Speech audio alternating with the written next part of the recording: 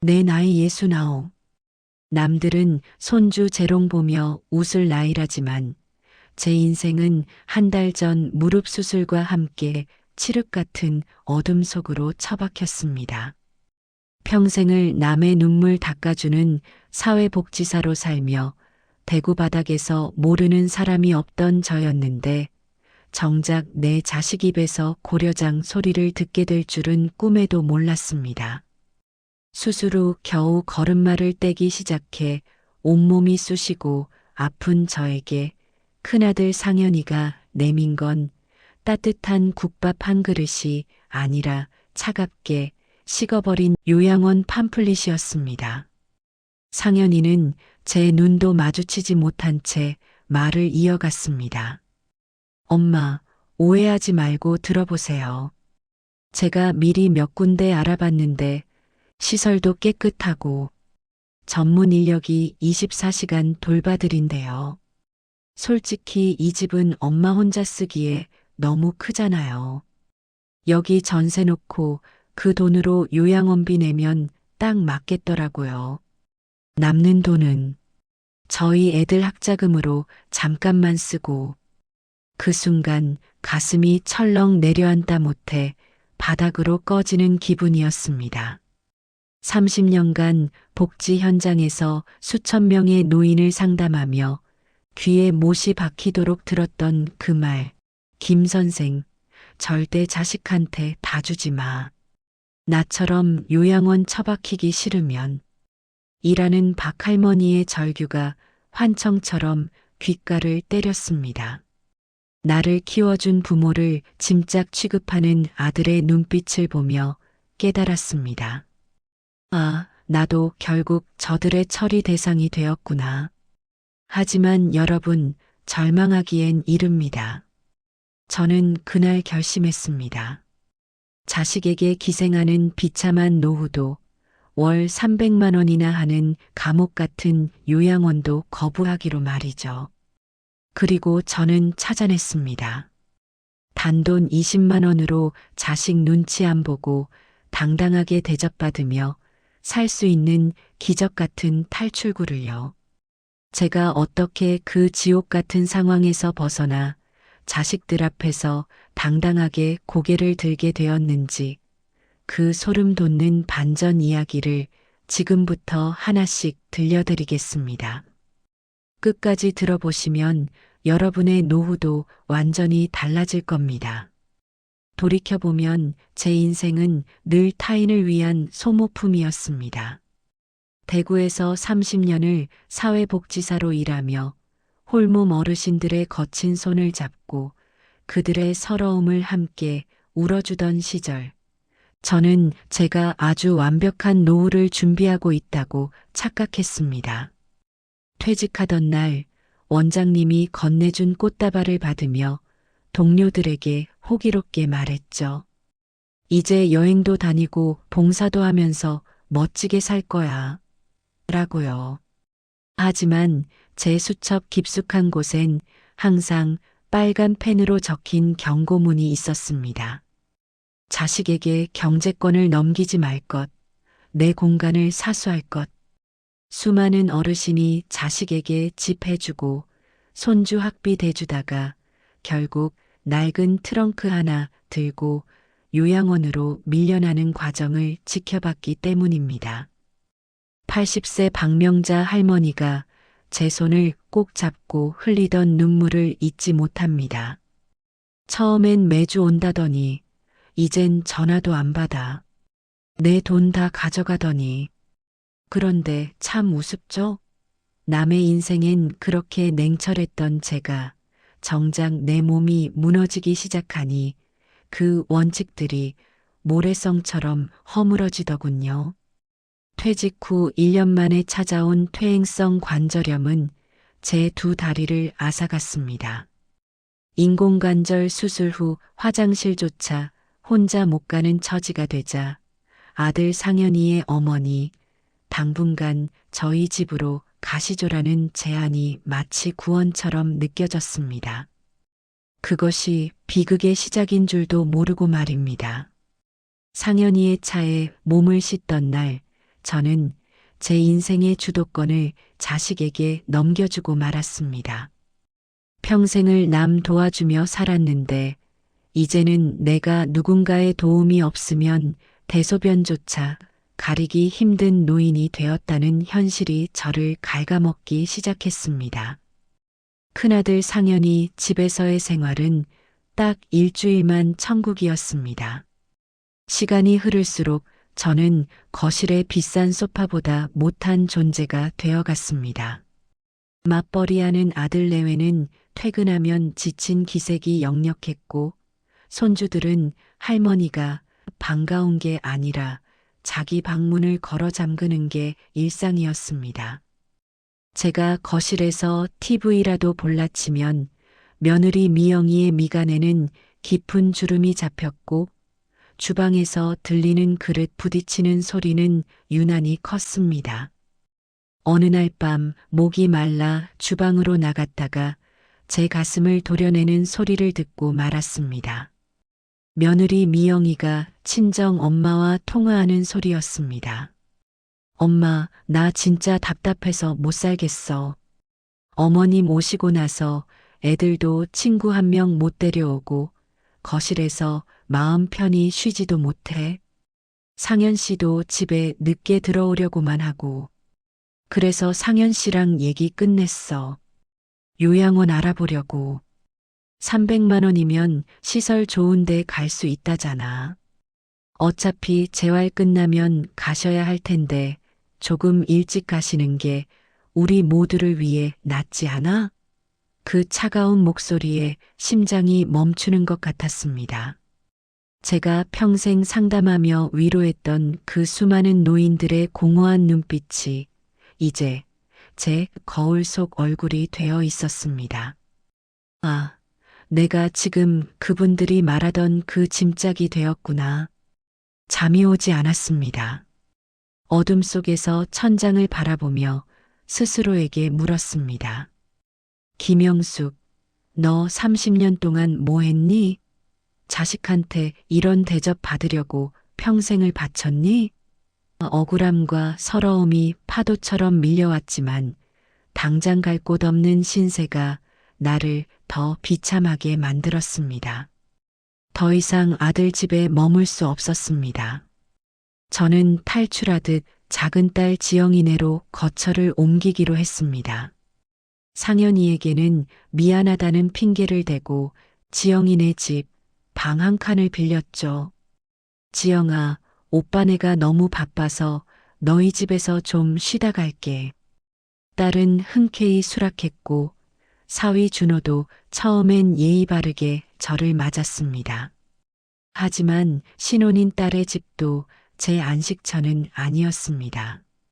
좁은 아파트에서 사위와 마주칠 때마다 저는 죄인처럼 고개를 숙여야 했습니다. 사위가 화장실을 가려고 할 때 제가 먼저 들어가 있으면 밖에서 들리는 헛기침 소리에 가슴이 두근거렸습니다.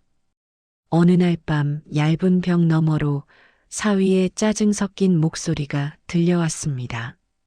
당신 어머니 언제까지 여기 계시게 할 거야? 결혼할 때 이런 상황은 생각도 못했어. 당신 오빠네도 힘들어서 보낸 거 아니야? 우리도 요양원 알아보자. 오빠가 봐둔 데 있다며? 비용은 우리가 조금씩 보태면 되잖아. 딸은 한숨을 쉬며 대답했습니다. 나도 알아. 엄마가 저렇게 눈치 보시는 거 나도 속상해. 차라리 시설 좋은 데서 편하게 계시는 게 엄마한테도 나을 것 같아. 다음 날 아침 지영이는 평소보다 더 밝은 척하며 제게 다가왔습니다. 엄마, 상현 오빠가 시설 진짜 좋은 요양원 몇 군데 리스트 뽑아왔대. 거기 가면 전문적인 치료도 받고 친구들도 많아서 엄마가 훨씬 편할 거야. 비용도 엄마 전세금 이자랑 연금으로 충분히 가능하다는데 한번 구경이라도 가볼래? 딸의 입에서 나온 그 말은 아들의 말보다 100배는 더 아프게 가슴에 박혔습니다. 자식들에게 저는 이제 사랑하는 어머니가 아니라 빨리 치워버려야 할 숙제였던 겁니다. 얘들아, 엄마 그냥 내 집으로 돌아갈래. 간병인을 쓰든 혼자 살든 내가 알아서 하마. 제 선언에 자식들은 당황하면서도 내심 안도하는 표정을 지었습니다. 상현이는 겉으로 걱정하는 척하며 말했죠. 엄마, 혼자 계시다 또 넘어지면 어쩌려고 그러세요? 간병인 비용이 얼마나 비싼데. 하지만 저는 이미 짐을 싸기 시작했습니다. 홀로 돌아온 집은 차디찼고 먼지가 쌓여 있었습니다.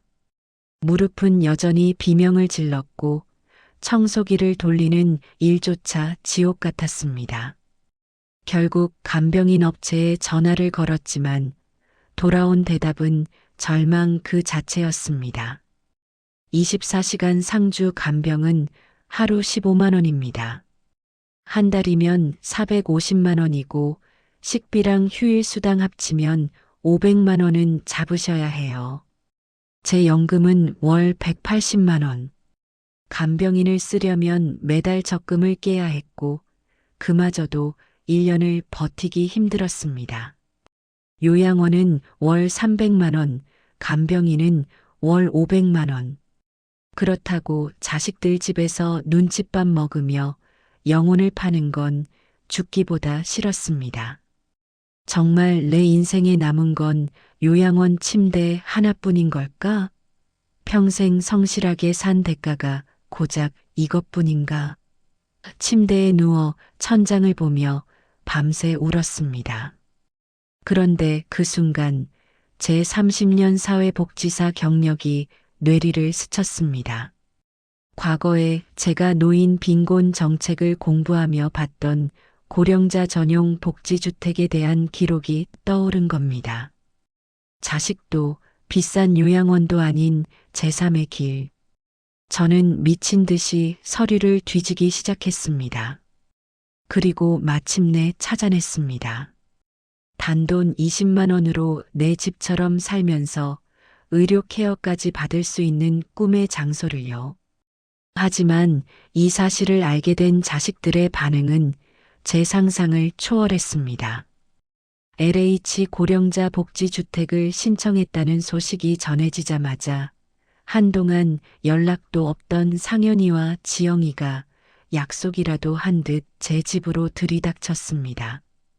아들 상현이의 얼굴에는 걱정 대신 탐욕이 가득했습니다.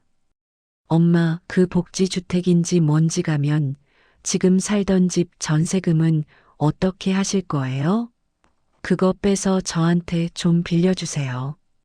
민지 대학 등록금도 급하고 제 사업장 확장 자금이 딱 그만큼 모자라거든요. 어차피 엄마는 거기 들어가면 국가에서 다 해준다면서요. 돈 쓸 일도 없으실 텐데 왜 쥐고 계시려고 해요? 딸 지영이까지 거들었습니다. 맞아요, 엄마.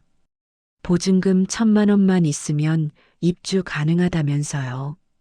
남는 돈 저희가 잘 관리해서 나중에 엄마 더 아프실 때 치료비로 드릴게요. 지금은 저희가 너무 힘드니까 좀 도와주세요. 가슴이 덜덜 떨렸습니다. 내가 수술하고 아플 때는 요양원비 300만 원이 아까워 저를 짐짝 취급하던 자식들이 이제는 제 마지막 생명줄인 전세금을 자기들 쌈짓돈처럼 여기고 있었습니다. 30년간 상담했던 수많은 어르신들이 했던 말이 비수처럼 가슴을 후벼 팠습니다. 김 선생, 돈 다 주면 그때부터는 인간도 아니야. 말하는 가구지. 저는 차갑게 대답했습니다. 이 돈은 내 목숨값이다. 너희들한테 단 한 푼도 넘겨줄 수 없어. 내가 앞으로 몇 년을 더 살지 알고 이걸 다 내놓으라는 거니? 그날 상현이는 엄마 진짜 너무하시네요. 라며 문을 박차고 나갔고 지영이는 울면서 저를 원망했습니다. 그 뒷모습을 보며 저는 더 강해져야겠다고, 절대로 이 돈을 뺏기지 않겠다고 다짐했습니다. 입주 심사 결과를 기다리는 2주일은 제 인생에서 가장 긴 고문과도 같았습니다. 사회복지사로 헌신했던 30년의 세월이 이름 없는 노인들의 손을 잡아주었던 그 공덕이 가산점이 되어 돌아오기만을 간절히 기도했습니다. 마침내 휴대폰 진동이 울렸습니다. LH주택공사 축하드립니다. 고령자 복지주택 최종 합격자로 선정되셨습니다. 휴대폰을 쥔 손이 부르르 떨렸고 눈물이 본물 터지듯 쏟아졌습니다. 이제 더 이상 자식들에게 구걸하지 않아도 된다는 해방감, 그리고 인간으로서의 존엄성을 지킬 수 있다는 안도감이 몰려왔습니다. 저는 자식들에게 이 기쁜 소식을 바로 알리지 않았습니다. 대신 조용히 이사짐 센터를 예약하고 전세 계약 해지 절차를 밟았습니다. 그동안 상현이는 사과 한마디 없이 문자로 전세금 언제 나오냐, 민지 등록금 마감일이 내일이다라는 말만 반복했습니다. 심지어 지영이는 사위의 불만을 전하며 저를 압박했죠. 저는 아무 대답도 하지 않았습니다. 대신 은행으로 달려가 제 모든 계좌의 비밀번호를 바꾸고 인감도장과 통장을 비밀 금고에 넣었습니다. 자식들이 제 노후를 설계하게 두는 게 아니라 제가 직접 제 인생의 운전대를 잡기로 한 겁니다. 30년 복지사의 내공이 발휘되는 순간이었습니다. 이사 당일 제 집 전세금이 빠지는 날이라는 걸 귀신같이 안상현이와 지영이가 다시 들이닥쳤습니다. 빈집을 보고 당황해서 소리치는 그들에게 저는 가벼운 배낭 하나를 메고 당당하게 마주 섰습니다. 나 지금 이사한다. 너희가 그렇게 보내고 싶어 했던 요양원 말고 내가 선택한 내 집으로 간다. 상현이가 눈을 부릅뜨고 대들었습니다. 엄마, 전세금은요? 은행에 확인해 보니까 이미 입금됐다는데 왜 말을 안 하세요? 그거 제 사업 자금으로 쓰기로 했잖아요. 지영이도 옆에서 거들었죠. 엄마 정말 독하시네요. 자식들이 이렇게 힘들다는데 그 돈을 꼭 쥐고 계셔야겠어요? 저는 냉정하게 대답했습니다. 너희는 나보다 내 전세금이 더 중요했지? 내가 아플 때는 요양원 보내서 내 입 맞고 이 돈으로 너희들 배 채우려던 거 내가 모를 줄 알았니? 내 나이 69이다. 앞으로 30년은 더 살 거야. 내 생활비, 내 병원비, 내가 관리한다. 너희에게 줄 돈은 단 한 푼도 없다. 앞으로 전세금의 전자라도 꺼낼 거면 다신 내 얼굴 볼 생각 마라. 자식들은 멍하니 서서 서로의 눈치만 살폈고 저는 뒤도 돌아보지 않고 이삿짐 트럭 보조석에 올라탔습니다. 창밖으로 멀어지는 자식들의 일그러진 얼굴을 보며 속이 다 후련했습니다. 이게 바로 제가 꿈꾸던 진짜 독립이자 승리였습니다. 새로 입주한 고령자 복지주택은 그야말로 천국이었습니다. 현관부터 문턱이 하나도 없어 무릎이 아픈 저도 지팡이 하나면 충분히 다닐 수 있었고 화장실마다 설치된 긴급 호출벨과 미끄럼 방지 타일은 요양원보다 더 세심했습니다. 무엇보다 가장 놀라운 건 비용이었습니다. 임대료 월 18만 원, 연금 180만 원을 받는 저에게는 경제적 자유나 다름없었습니다. 남는 돈으로 좋은 고기 사 먹고 단지 내 건강센터에서 전문 물리치료사에게 꾸준히 케어를 받으니 제 무릎은 기적처럼 회복되었습니다. 이곳엔 저와 비슷한 사연을 가진 친구들이 가득했습니다.